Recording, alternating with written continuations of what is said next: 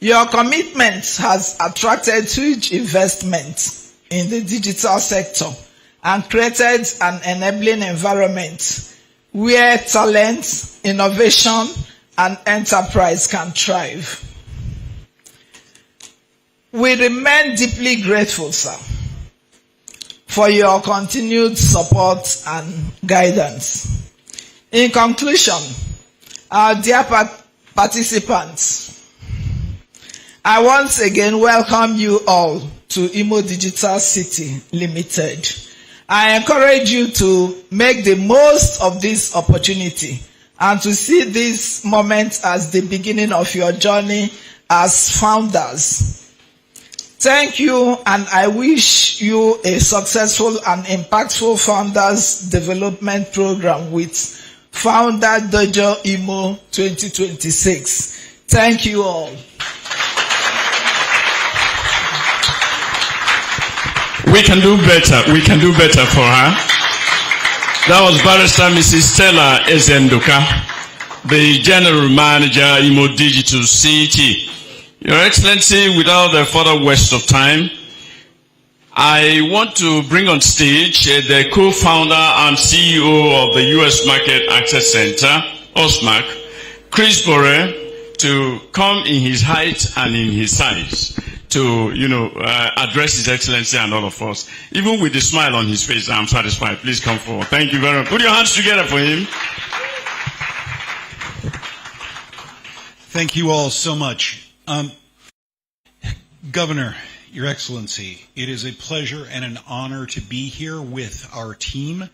To all of the other assembled dignitaries, I'm not good at this whole protocol thing, but I acknowledge Her Excellency, the Deputy Governor, various members of the legislature, but I feel it really important to acknowledge the Honorable Minister of the Honorable Minister of the Digital Economy Ministry, who has been unbelievably diligent in his support in driving this initiative forward.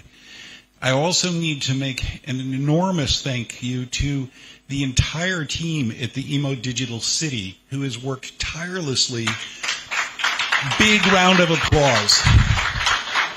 Who has worked tirelessly to be able to make this, but not just this, so many other portions of the governor's bold vision for the future of the state, be it Skill Up Imo, the Imo app. There are just so many things that are happening here that are unique and special, not just here in Imo, not just in Nigeria, but it's things that we have not seen anywhere else in the world that we've had the privilege of working.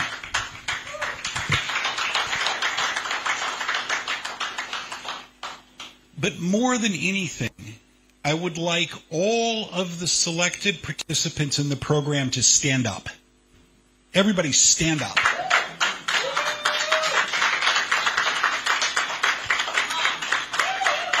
Big applause.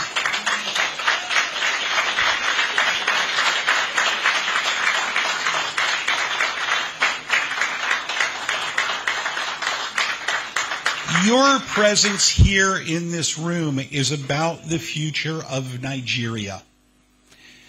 The process of getting in this room was unbelievably competitive. There were hundreds of applicants from all over Nigeria who applied for this program, of all different ages. I think the youngest we had was 18 or 19. The oldest was 50-something. I mean, from all walks of life, from all educational background. We have an amazing mix in terms of gender. You all getting here in this room gives me hope and gives me faith that the future of Nigeria is in good hands. So give yourself another round of applause.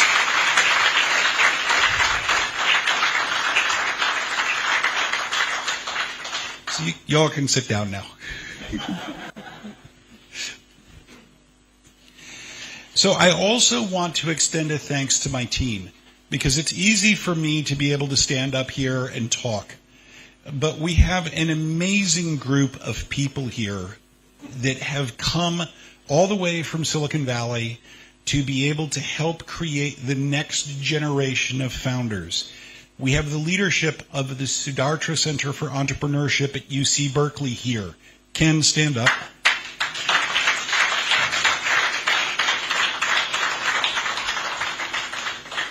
UC Berkeley is the #1 university in the world in terms of creating startup founders. More startups come from UC Berkeley than from any other university anywhere in the world. And the same people who teach entrepreneurship at UC Berkeley at the Siddhartha Center are here to help every single one of you participants on your founder journey. So why are we here? Why is this important? Because the future is digital. The future of Nigeria is digital. The future of jobs is digital. The future is around innovation. It is around bringing new things. It is through innovation and entrepreneurship that we create jobs.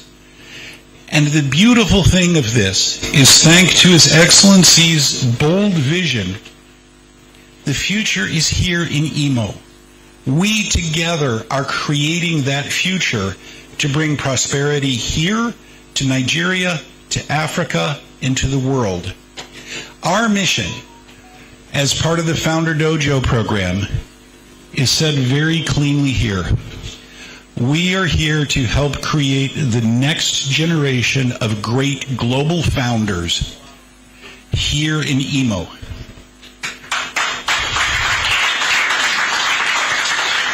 Thank you all. One more round of applause for all of the participants for being bold and courageous to apply and to come here. And I look forward to an extraordinary number of days. And again, Your Excellency, thank you for the trust and faith that you have shown in me and my team to be able to help with this ongoing transformation here in Imo State. Thank you, sir. We can do better. We can do better. Thank you very much. Your Excellency, just quickly, because this is a flag-off ceremony, allow me, sir, just in a sentence, a vote of thanks. The Commissioner for Digital Economy, please step forward. Just a sentence. There's no way that you can bring the governor here and we will not hear your voice. Can you quickly take the microphone and say something to me? Thank you.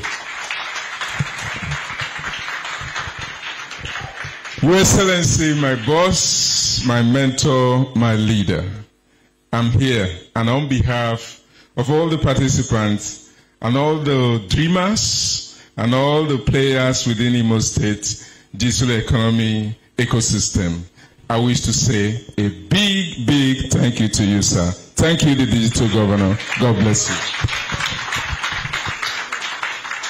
A very digital vote of thanks.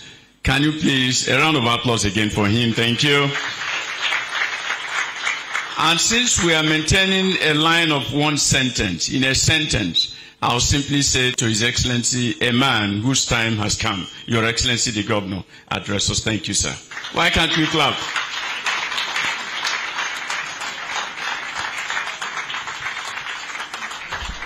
Yeah, please sit down, please. Thank you. Your Excellency, the Deputy Governor of Imo State, Lady Chinyere Ekomaro, PhD, distinguished Senator representing Imo West, and members of the National Assembly in our midst,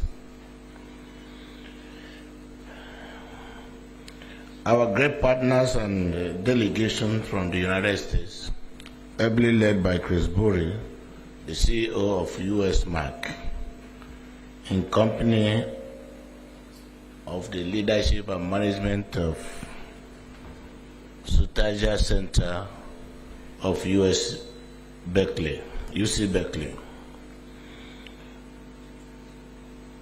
The lucky participants, I congratulate all of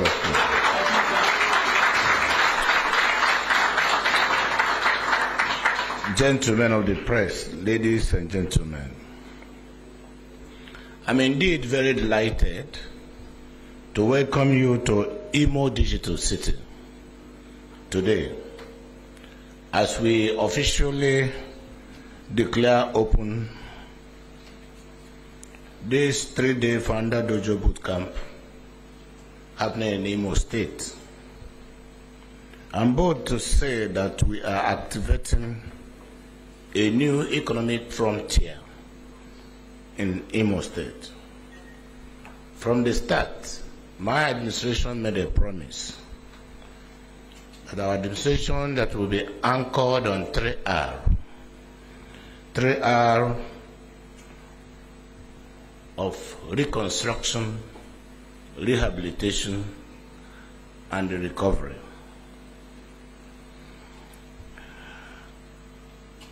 And by the grace of God, much of that foundational work has been completed.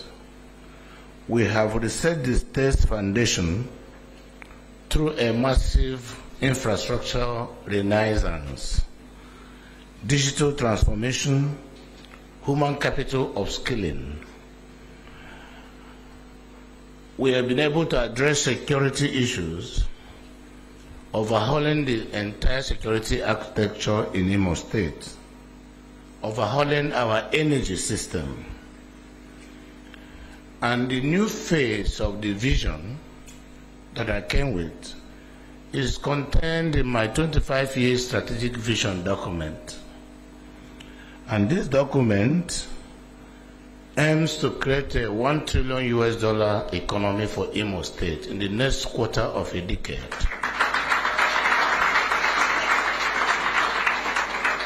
And we recognize the early that the wealth of the future will not be extracted from the oil wells or from solid minerals. It will be forged in the minds of our people through ideas, through innovation and creative energy of our youth. This conviction bettered our new digital city.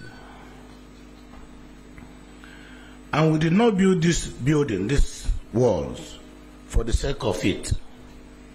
We built Imo Digital City to be the place where our innovators get their start, where new businesses are born, and where we finally give Imo the edge it needs to compete with the rest of the world.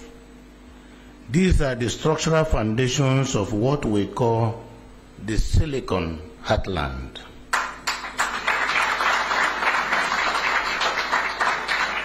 In other words, you, the young men and women gathered in this room and those outside here, you are the oil of our future.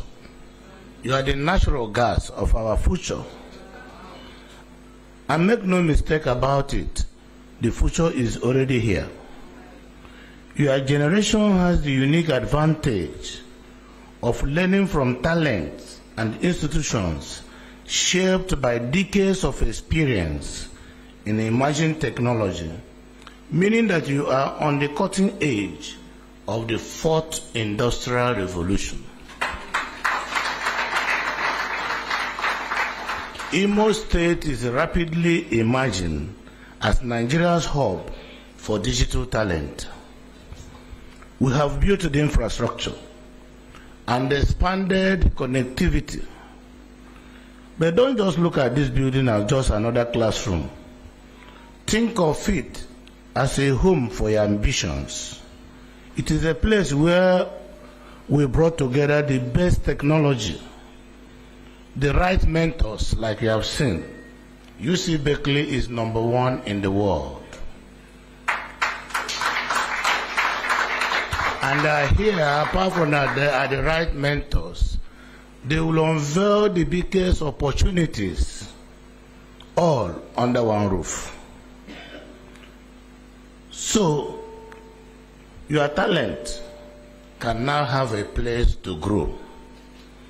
As I've always maintained, skills alone are not enough. Knowledge must be transformed into enterprise.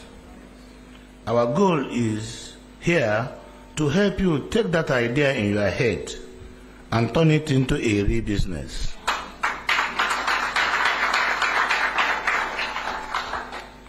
We want the solutions you are building here in Owerri to be world class. We want those solutions to matter to people not only here in Imo State, in Lagos, in London, in New York, and any part of the world. I place emphasis on the world class simply because you must be globally recognized and acknowledged. In this administration, the name Imo has come to mean Imo is I, investment is meat, and O is opportunity. So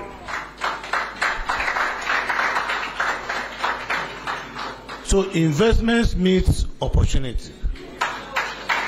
In other words, you know the key driver to economy is demand and supply.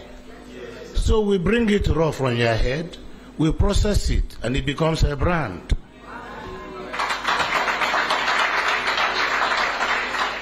So our companies, our work ethic and business culture must reflect global competitiveness. In this regard, we must commend the courageous and visionary leadership of President Bola Ahmed Tinubu, GCFR. His clear-eyed economic reforms have done the heavy lifting of creating the physical space and market stability needed for both domestic and foreign direct investments to thrive. These reforms are a massive boost to your ventures as founders. You are building at a time when the Nigerian market is being recalibrated for growth, making it a fertile ground for the investment boom arriving in our state.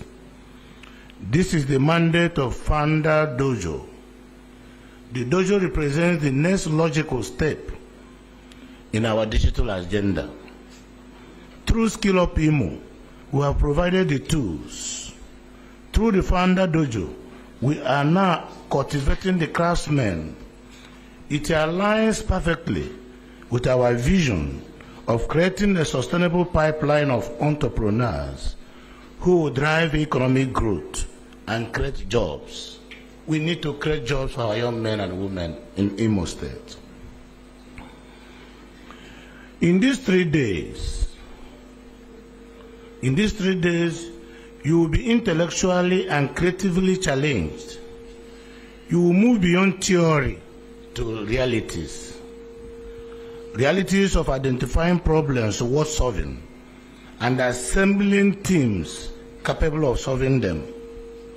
You have the privilege of interacting with world-class faculty from US Berkeley, the Sutaja Center for Entrepreneurship and Technology. They are here to expose you to the global best practices that have built the world's most successful startups.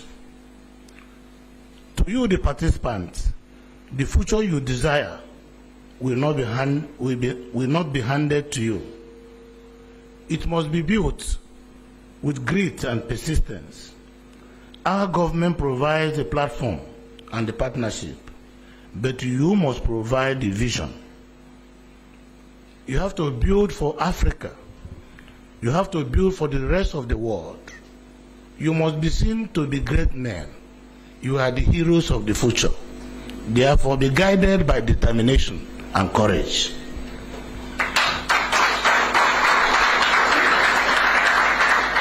To our partners from US Mark and UC Berkeley, I thank you for your belief in the potential of our people.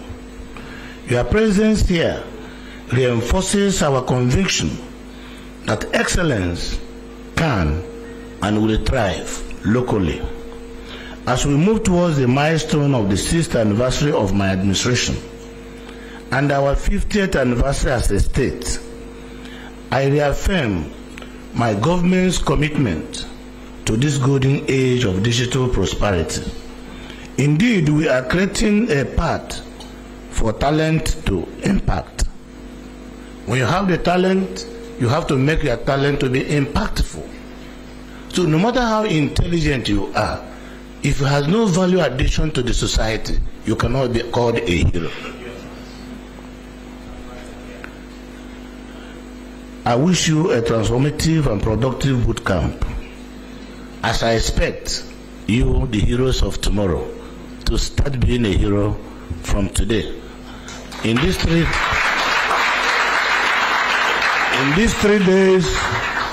days of hard work, it is my prayer and wish that the result will be worth celebrating. Thank you, and may God guide all of us.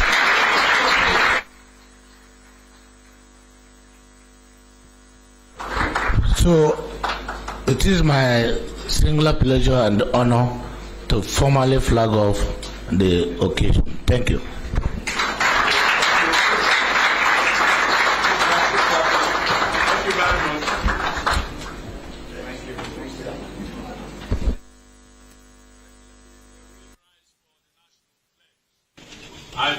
Nigeria, my country, to be faithful, loyal, and honest, to serve Nigeria with all my strength, to defend her unity and uphold her honor and glory. So help me God.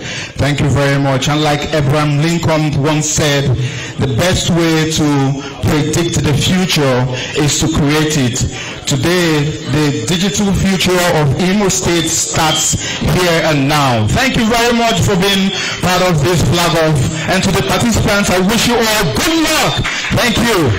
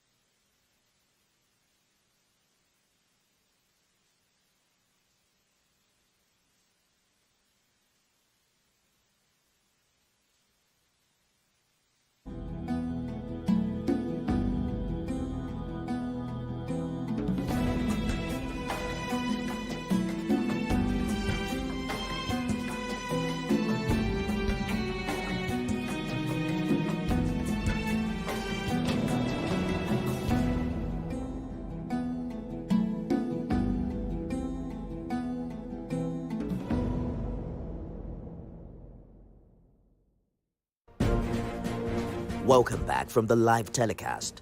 We'll now continue with our regular programs. Stay tuned.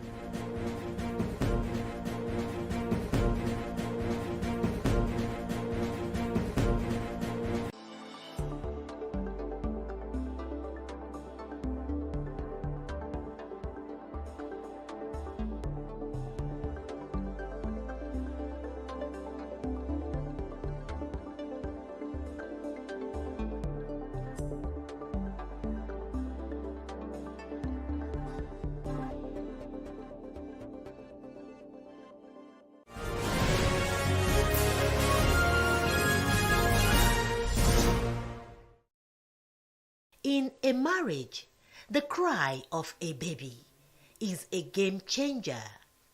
But in homes where that sound has never reverberated, the love story is never so smooth. Many women have found themselves back in their father's houses due to childbearing challenges. In a country like Nigeria, where the blame of infertility comes heavily upon women, the pressure creates a very high need for alternative childbearing interventions like in vitro fertilization, commonly referred to as IVF, which does not come cheap. Some Nigerians are desperate to know how IVF works, and to keep up with my journalistic obligation, I headed to the hospital, where the chief medical director, a fertility expert, had a barrage of questions to face from me. So, can you explain to our viewers what IVF is? IVF, in short, means in vitro fertilization. And that means fertilization that did not take place inside the body. The sperm and the eggs are collected and they are brought together outside the human body. And then later, when there is maturity, after a few days, taken back into the human body for growth. But there are failures, and people are concerned about the failures. Why the failures? Why it fails, we can divide that to several categories. The first one will be the individuals involved. What is their current or even past reproductive system status? In other words, let's take the man. The sperm must miss the egg. Is the sperm okay? Is the quality okay? Is the number okay? The sperm must be good, must move, the quality must be good, the number must be good. Now, coming to the women, the egg too must be good, the quality must be good. Outside that, the woman who is carrying the embryo, is it behaving in a manner that is expected? Is she anxious? If she's anxious, the body will not sustain that. If she smokes, takes alcohol, it will be toxic. You will kill off the embryo. So, Dr. Konde, if you're saying that the womb of a woman has to be in perfect state, her reproductive system in general must be okay for IVF to be smooth sailing, would that mean that there are doctors, maybe some get-rich-quick doctors, who actually know that it may not work, but because they want to make their money, so they get a woman to start the procedure with a womb or a system of reproduction that is not in a perfect state? Is it that we can fish out that in this situation from what you're telling me now? My illustration to my clients is the fact that, look, unless and until your reproductive system is in good order, there is no point in transferring to this. But you cannot completely blame the practitioners, the doctors and the nurses. The reason being, we are under pressure. The woman is under pressure, especially. The woman, take my shame away. All I want is that I want to have a child. You say, but this womb is defective, it is impaired, we have to do something about it, or there's no good access. The woman will say, go ahead, doctor. I believe that it's going to be okay. The doctor is under serious pressure, just as the woman is under serious pressure. There's also this allegation that, if you do a procedure, an IVF procedure, and it is successful, you have the chance of doing others that would not fail. Is that true? What, to a large extent, it is true. Giving ordinarily medication, it tends to be like waking up the human reproductive system. It tends to be like waking up the ovary, especially in women, that, oh, I'm alive now. Just waking up the system tend to result in a positive outcome. A lot of Nigerians want to do IVF, but the cost implication seems to be the big one for them. So why is IVF so expensive? Can we talk about cost now? In US, the cost of a typical IVF, you will be setting up between $20,000 and $30,000. In UK, between $8,000 and $12,000. It might be lower in some, depending on the practice. In Nigeria, on the average, at least in our practice here, $4,000 equivalent will still do a typical IVF. It can be lower or higher depending on circumstances. I have to emphasize the word circumstances. Wow, that's no small cost. Don't forget, Naira has depreciated so badly. None of these materials, consumables, incubators, never, not a single one is manufactured in Nigeria. Everything is imported. These are reasons why it is high. And of course, people are also afraid that what if it fails? You can have a deal with your practitioners, doctors, that look, can we have a price for 2 IVFs in case the first one fails? So in that manner, your cost of the second one can be lower. Doctor, some people freeze their eggs. So frozen eggs, let's talk about that one. How viable will frozen eggs be after, a span of years? And is there a cost implication that people should know about concerning freezing their eggs? your reproductive system has to be taken into consideration. Let us assume you are 45, 48, and say you want to freeze your eggs. I've rejected some. I say, look, you can go elsewhere. What is the point here? So the freezing of eggs would depend on the individual reproductive plan and potentials, just like the sperm. Let's take the sperm, for example. In UK, the current law is that it can be frozen as much as 50 years. But it has serious cost implications. The same thing with eggs. Now, what am I saying in effect? You will be paying on a monthly or annually to have it frozen, and it's not cheap. Now, frozen sperm is not as good as fresh sperm. Everything in life that is fresh, is better. 50% or thereabout of frozen sperm will die by the time it's about to be used. The same thing applies to the eggs. You may not recover the whole eggs that you freeze. It may not be the whole thing. Even if it is the whole thing, the quality may have depreciated. Experts say the length of the IVF process depends on the number of tests necessary. They include a treatment plan, which involves the strict use of medications. One cycle of the IVF process could take about 3 to 4 weeks on the average. That's talking about counting from the initial consultation process to embryo transfer. The experts also say there are some risks associated with the IVF process, which include the ovarian hyperstimulation syndrome, which has to do with severe reaction to fertility drugs. They add that ectopic pregnancy can be experienced. Birth defects are said to be possible, but that one is still being investigated. Children bring a lot of joy to a home. In marriages where they are absent, there's a lot of tension, and some go as far as collapsing. IVF is a medical intervention many Nigerians hope the government will subsidize to assist couples who cannot have their own children. Jacqueline Ogo, TVC News, Lagos.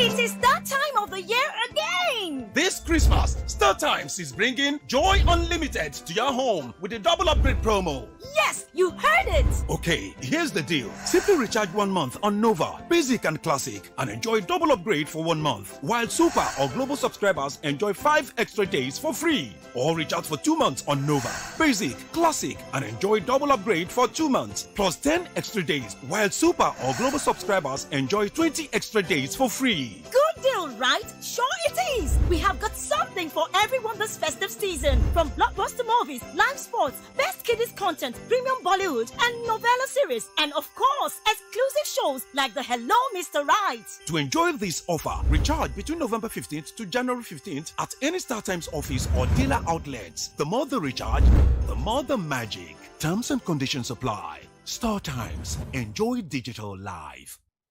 It be like saying Atrusha. This kind of resilience is only made in Nigeria.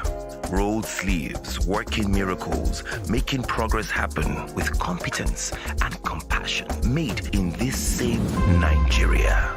There is a Nigeria to be made by the Nigerian who makes things happen.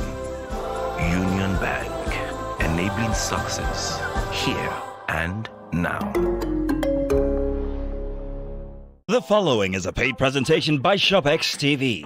Are you ready for a clearance sale deal that will transform your kitchen? Tired of spending endless hours in the kitchen, struggling with bulky appliances? Cooking should be a delight, not a chore. Tired of messy cleanups from kitchen tools that never seem to perform as expected? Do you wish there was a single solution to handle all your blending, chopping, and grinding needs? Introducing the CookX 4-in-1 Blender, the ultimate kitchen tool to revolutionize your cooking. It's a food processor, mixer, grinder, and blender, all in one. The incredible CookX 4-in-1 Blender comes with 3 versatile cup sizes, each tailored to handle a specific task perfectly. The CookX 4-in-1 Blender elevates your cooking, allowing you to effortlessly create truly smooth smoothies. No more stopping, stirring, or straining. Just smooth, consistent results every time. This adaptable blender includes 3 convenient cup sizes, each designed for specific tasks to simplify your life. The 650 milliliter cup, the 450 milliliter cup, the 1.8 liter cup. Additionally, the CookX 4-in-1 Blender features a convenient filter, allowing you to create smooth, pulp-free juices. The secret of the CookX Blender lies in its 800-watt motor, combined with a precision extractor blade, providing the power to transform ordinary foods into extraordinary dishes. And with multiple speeds, you get complete control over any recipe you create.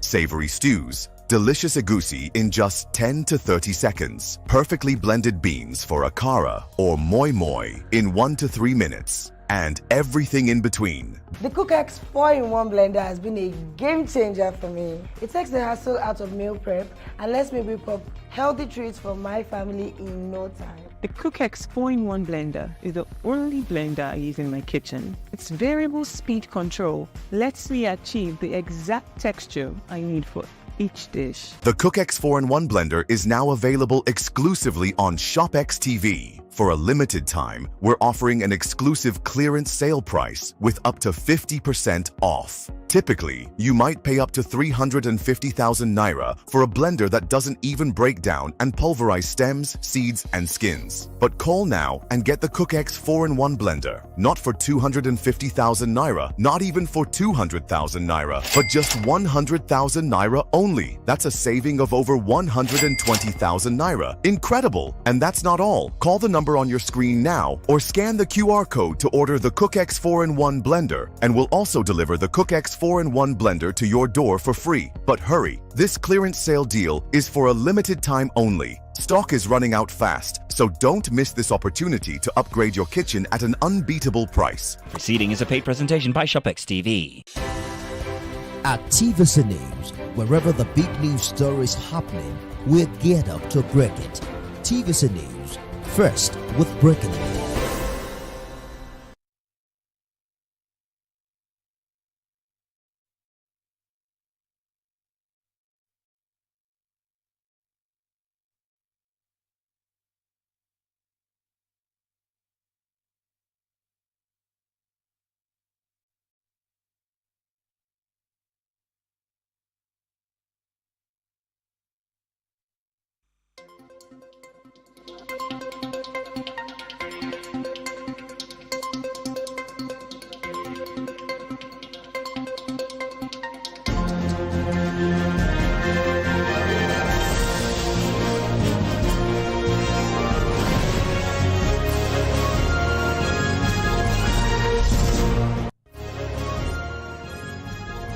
Court grants 500 million naira bail to former Attorney General of the Federation, Abubakar Malami, orders interim forfeiture of 57 properties valued at 213.2 billion naira.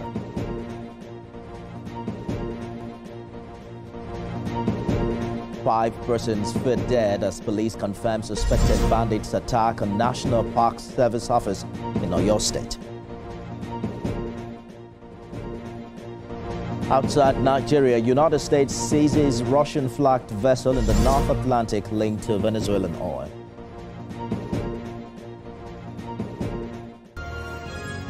In sports, Africa Cup of Nations reach a thrilling stage as the quarterfinal stage kickstarts with Super Eagles taking on Algeria.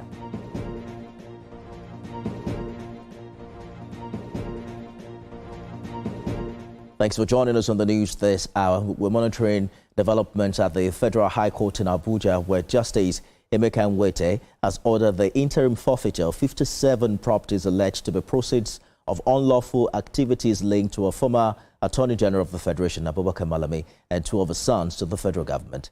Justice Emeka Nwete granted the order following an ex parte motion moved by counsel to the Economic and Financial Crimes Commission, Ekele Hanato. The multi-billion naira landed properties valued at 213.2 billion naira are located in Abuja, Kebbi, Kano, and Kaduna states. The judge directed the publication of the interim order forfeiture in any national daily. The court also granted bail in the sum of 500 million naira to Mr. Malami alongside his wife and their son. Senior reporter Celestina Area has more. Justice Emeka Nwete, while ruling on the bail application, ordered that each of the defendants must produce 2 sureties. The sureties are required to own landed property within Abuja's hybrid areas of Asokoro, Maitama or Gwarimpa. The court also directed the defendants to deposit their international passports and other travel documents with the registrar of the court. They are barred from traveling outside the country without the express permission of the court. In addition, both the defendants and their sureties are to submit 2 recent passport photographs each. Pending the perfection of their bail conditions, the court ordered that the defendant be remanded at a correctional facility. The trial has been adjourned until February 17th. We are comfortable with the bail conditions, and we are hopeful that within a reasonable time, we'll fulfill those bail conditions, and the defendants will be released and prepare for their defense. Yes. The Economic and Financial Crimes Commission, EFCC, had filed a 16-count charge of alleged money laundering against the former Attorney General, his wife, and their son. At the bail hearing, the EFCC opposed the application, arguing that Malami's international connections pose a flight risk, especially considering the gravity of the alleged offences. The anti-graft agency, through its counsel, further alleged that the former minister, being a highly influential figure, could interfere with witnesses, compromise the trial process, and ultimately evade justice. Justice Emeka Nwete has warned litigants and lawyers not to approach him in this case.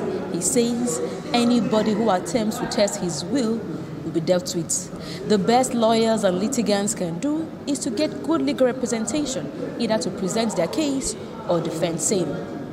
Celestina Area, TVC News, Abuja. And now to security concerns. The Oyo State Police Command has confirmed an attack by suspected bandits on the National Park Service office located in Orire local government area. Armed men believed to be bandits reportedly stormed the facility and launched an assault on officers on duty.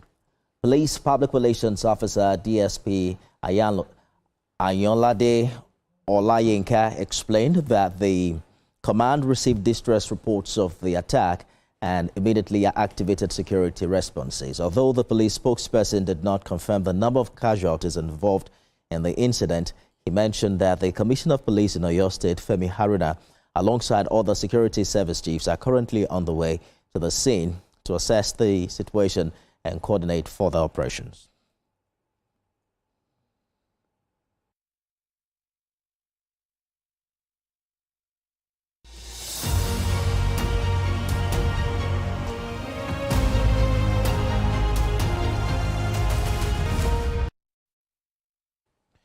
"2025 will be remembered as a defining year for Nigeria's security landscape, a year marked by attacks, mass kidnappings, and communal violence, as well as renewed efforts by security agencies to restore peace.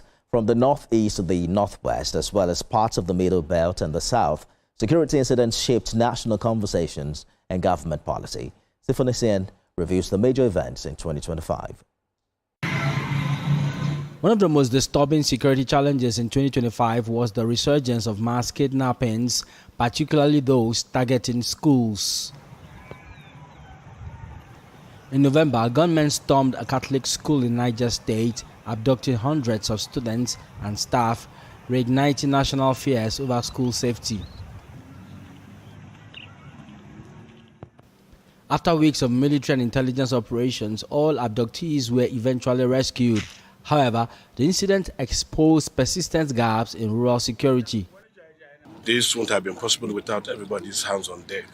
So this is good.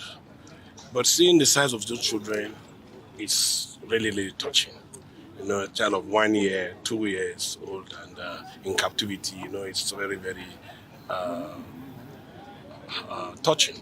However, we are grateful to God because at least we've gotten these children. It is important to narrate that the sustained efforts of the Department of State Services and the General Officer commanding 2 divisions, Nigerian Army, with the guidance of the Chief of Army Staff, have played a significant role in ensuring the success of this operation.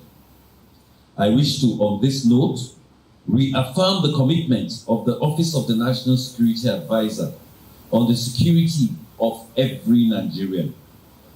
We will continue to lead and coordinate measures to protect communities and institutions across the country. Despite sustained military offensives, terrorism remained a threat. Boko Haram and Islamic State-linked factions continued attacks across Borno and neighboring states, targeting civilians, security personnel, and local infrastructure. In June, a suicide bombing at a crowded market in Borno State killed scores of people. In December, another attack on a mosque killed several worshippers, a grim reminder that insurgent groups still retain strike capability despite pressure from security forces. Banditry spread further across the northwest and parts of north-central Nigeria. Villages in Sokoto, Katsina, and Zamfara came under deadly raids, with mosques, farms, and mining sites attacked. Several civilians were killed, while others were abducted for ransom, underscoring the evolving nature of criminal networks operating across state borders. Communal tensions also claimed lives. In Edo State, mob violence linked to mistrust and profiling led to the killing of several travelers, drawing condemnation and calls for restraints. Security analysts warn that unresolved ethnic and social tensions continue to pose risk to internal stability. Beyond armed violence, tragedy struck in other forms. Security threats in 2025 were not limited to physical attacks. Nigeria recorded a surge in cybercrime, with financial institutions, government agencies, and individuals targeted by fraudsters and hackers. As a new year dawns, security experts say sustained investment in intelligence, community engagement, and socio-economic development will be critical to addressing the root causes of insecurity. Sifon Essien, TVC News, Abuja.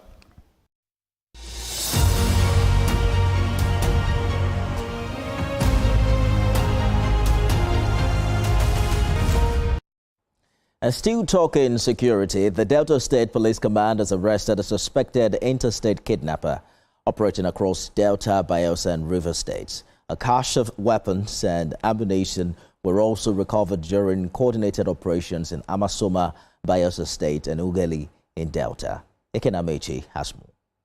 Just 48 hours after resuming duty as the 23rd Commissioner of Police in Delta State, Ayinla Adeshola is already recording notable successes in the fight against crime. Addressing journalists in Asaba, the police commissioner briefed the press on the recent operational breakthroughs against kidnapping, armed robbery, and illegal arms trafficking across the state. Acting on credible intelligence on the activities of a notorious interstate kidnapping and armed robbery syndicate terrorizing parts of Delta State, Bayelsa, Rivers, Edo States, the officer in charge of CP Special Assignment Team activated a series of sustained intelligence-driven operations aimed at dismantling the criminal network. The operation recorded a major breakthrough on 29th of December 2027, when the operatives extended investigations to Port Harcourt, River State, leading to the arrest of one Abubakar Muhammad.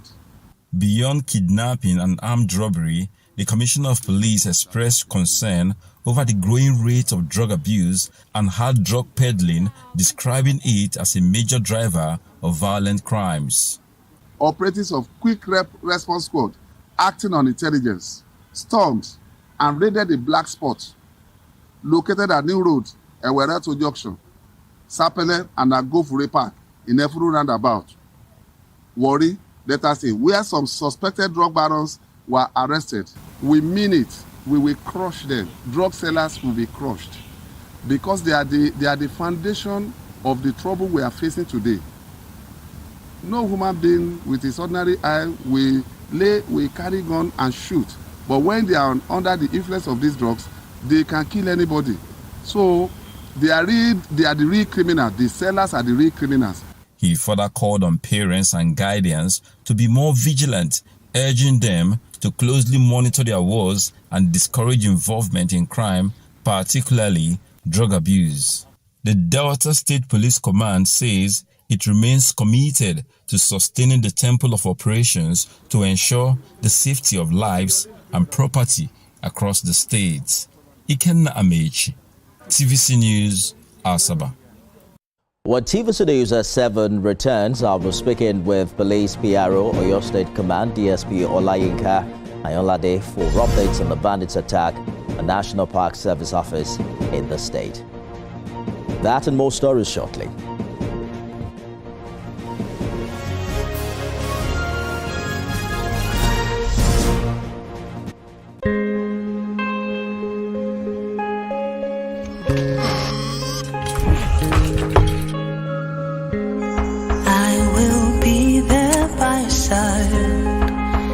Every moment, day and night, I'll be there with you, all the way, all the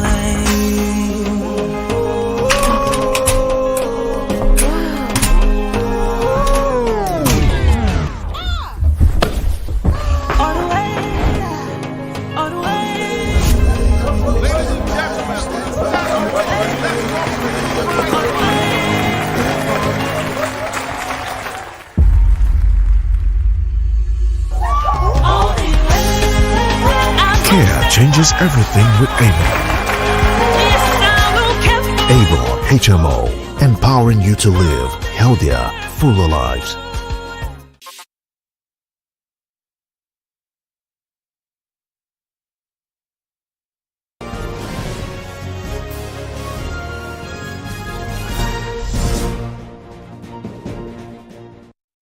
You're watching TVC News at 7. A reminder of our top stories tonight. Court grants 500 million naira bail to former Attorney General of the Federation, Abubakar Malami, orders interim forfeiture of 57 properties valued at 213.2 billion naira. 5 persons feared dead as police confirm suspected bandits attack on National Park Service office in Oyo State. Outside Nigeria, United States seizes Russian-flagged vessel in the North Atlantic linked to Venezuelan oil.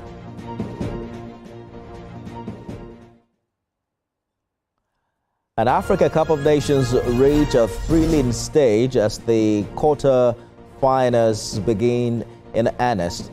Super Eagles will be taking on Algeria.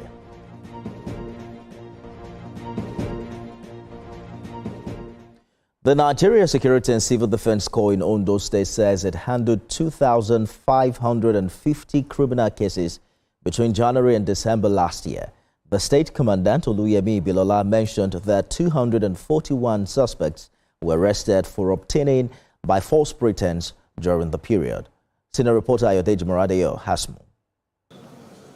The media briefing was organized to present the operational scorecard of the Ondo State Command of the Nigeria Security and Civil Defense Corps (NSCDC) for the year 2025, as well as unveil its operational strategies for 2026. Security agencies would have been able to ward off. The State Commandant, Oluyemi Ibiloye, revealed that out of the 2,500 cases recorded, 52 cases involved the theft of prepaid meters. Further analysis showed that 6 suspects were arrested for dealing in adulterated petroleum products, 10 for transformer vandalism, 7 for illegal mining, and 20 for cybercrime-related offenses. He added that the command's grievance management centers handled 365 cases, out of which 345 were successfully resolved through alternative dispute resolution mechanisms. I think the trend is changing we had about 20 arrested.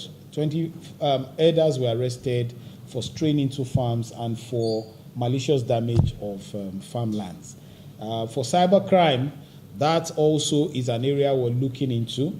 We arrested about 15 who were involved in cybercrimes. About 7 were arrested for robbery.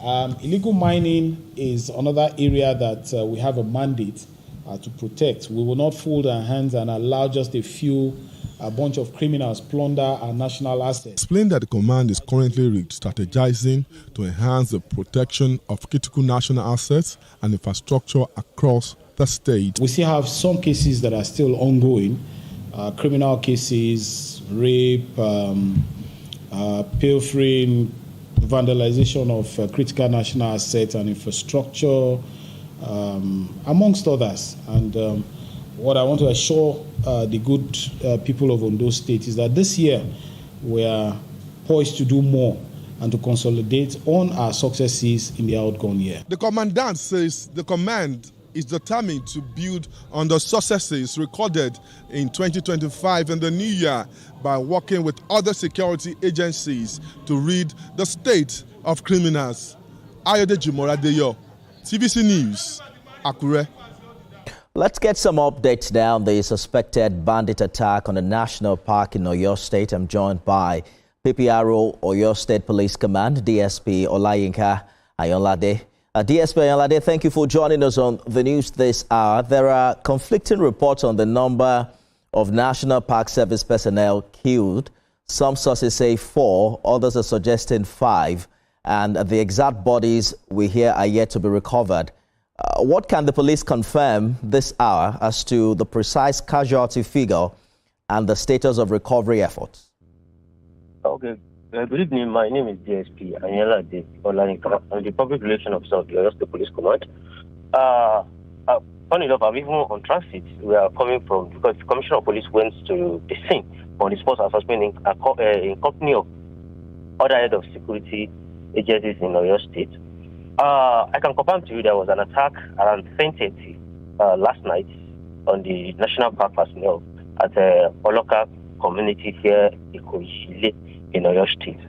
Upon the receipt of the information, the Commissioner of Police, Oyo State Police Command, CP Femi Aruna, deployed the area commander, directed the area commander, the DPO, and all other tactical teams who are in the area to quickly move to the scene, which they did, and that helped in preventing further breakdown of law and order in the affected area.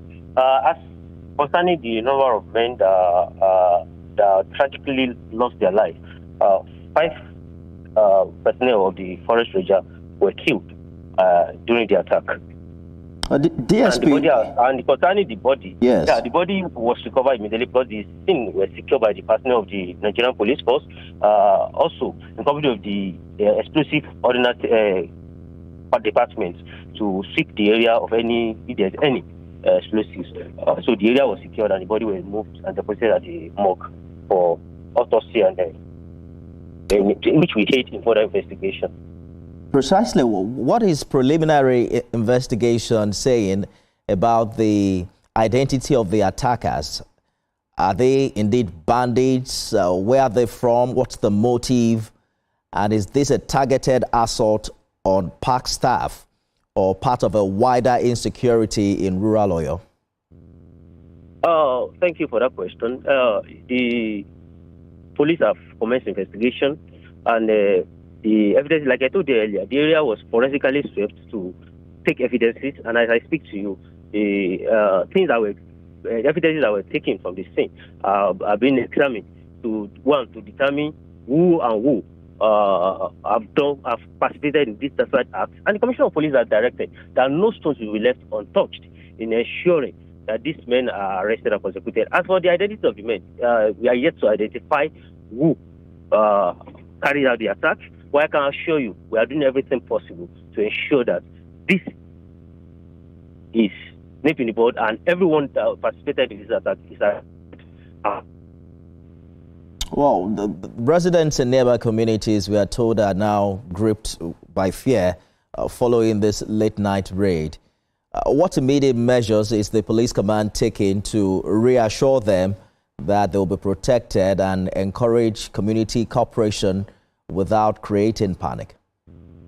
Yeah, like I told you earlier, when the incident happened, upon the receipt of the information, Commissioner of Police, Oyo State Police Command, Femi Haruna, directed the area commander, the DPO, and the tactical team in the affected axis to move to the scene, which they did and secured the area which did that action in itself prevent the further break of or down of law and order. And today, he himself and some other head of the security agencies were on the spot assessment. He met with the stakeholders, the community leader, reassuring them of police efforts in collaboration with other security agencies in ensuring that this does not happen again in Oyo State. I will tell you that the Commissioner of Police is a proactive officer who have directed additional deployment of personnel, detectives to give us a robust intelligence gathering, and mobile personnel, and also the EOD and I can assure you, I'm telling the good people of Oyo State, this kind of attack will not happen again, be it on any other security agencies outpost. Well, we're really counting on that. Police PRO or your command, DSP Olayinka Ayolade, thank you for talking to us. Thank you. A bit of politics now. The All Progressives Congress in Bayelsa State has formally endorsed President Bola Tinubu for re-election in 2027. The endorsement came at a meeting in Yenagoa, convened by Governor Doyetiri. Joseph Kunde has more. It was a full house at the Chief DSP Alame Saya Banquet Hall in Yenagoa as leaders of the All Progressives Congress in Bayelsa State met to chart the party's political direction ahead of the 2027 general elections. At the meeting, the senator representing Bayelsa Central, Kumbawe Benson, moved a motion endorsing President Bola Ahmed Tinubu for a second term in office and was seconded by the former deputy governor, Permaboy Ebebi. While speaking, Governor Doyediri expressed satisfaction with what he described as a growing unity within the party following his emergence as leader of the party in the state in October 2025. All our ambitions, put them down for now.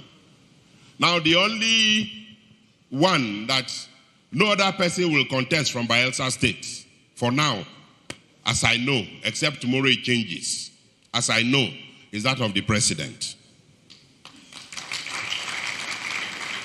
And as we are gathered here together, we are all gathered here together to make sure that President Ahmed Bola Tinubu returns for his second tenure. Others also described the meeting as a turning point, noting that the party now has a common objective ahead of 2027, as well as to mobilize members for the party's electronic membership registration exercise. We have a committed governor who is willing, able to provide us support and leadership for Bayelsans to register in mass as members of the APC. So, Excellency, all of us are here to demonstrate the total support for this process and to subject ourselves to our own leadership. Those are the two things needed so to ensure that anybody that is registering is not a fake, but is a real person. And then the second one is that the person is not just moving about saying, I'm a member of APC, but that is a registered voter in a polling unit, in a ward, in a local government. Party leaders say the endorsement signals a renewed push for unity as the APC in Bayelsa positions itself for the 2027 general elections. Joseph Kunde, TVC News, Yenagoa. Labour Party's vice presidential candidate in the 2023 election, Yusuf Dati, has declared his intention to run for president in 2027. He made the announcement during a rally at the party's national secretariat in Abuja. Senior reporter Ademola Lawrence has details. Just a week after Peter Obi left Labour Party for the African Democratic Congress, his running mate at the 2023 presidential election has declared his interest to contest the highest political office in the country. Baba Ahmed had to insist his admission is not a reaction to Obi's exit from the party. The former lawmaker recalled contesting the People's Democratic primaries years ago, noting that his decision to step aside in 2023 was motivated by national unity. Defection is not actually a crime, but choices reflect morality, social responsibility, and actual character. I therefore question nobody for exercising their rights. He also further pledged loyalty to Labour Party, promising to abide by all stipulated rules and regulations within the party and in adherence to the electoral law. And I make myself available to fix Nigeria. Nigerians know the truth. Nigerians, we know the truth. Nigerians, please use the truth. I am a Muslim, I'm a practicing Muslim, but I'm a Nigerian. And the Constitution allows me to contest. You asked about ethnicity. Yes, I am, as you say, Hausa man, but I'm a Nigerian. And Nigerian Constitution allows me to contest. I have never done anything because of ethnicity. Labour Party Chairman Julius Abure commended Baba Ahmed for staying loyal to the party despite speculations of possible defection. He told me, say for a party that scored 10 million votes that was stolen and was reduced to 6 million votes, I, as an ambassador, as one of those who were in that ticket, who made it happen, I will not throw away 6 million votes. This move signals shifting dynamics in Nigeria's opposition as the country prepares for the 2027 elections. Ademola Lawrence, TVC News, Abuja. Outside Nigeria, the United States says it has seized a Russian-flagged vessel in the North Atlantic linked to Venezuelan oil. It also says it apprehended a second tanker in the Caribbean in the back-to-back boarding of 2 Ghost Fleet ships. President Donald Trump earlier mentioned that Venezuela will be turning over up to 50 million barrels of oil. That's worth about $2.8 billion to the U.S. after a military operation to remove President Nicolas Maduro from power. According to him, the oil will be sold at its market price and it would control the money raised to benefit the people of Venezuela and the U.S. Former Nigerian ambassador to the United States, Ambassador Joe Keshi, joins me on the news at 7 for more perspectives to this development. Ambassador Keshi, thanks for joining us. The U.S., as you know, carried out a multiple-phase military operation in Venezuela that resulted in the capture of President Maduro and significant casualties, including about 32 Cuban military personnel, according to reports.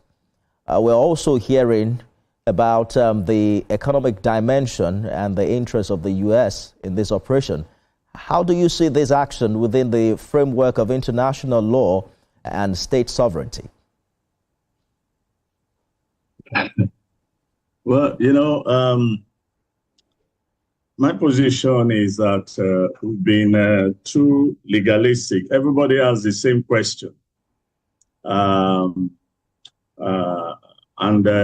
You get the same answers, that this is a violation of international law. This is a violation against the immunity of presidents, arresting presidents the way Maduro was arrested.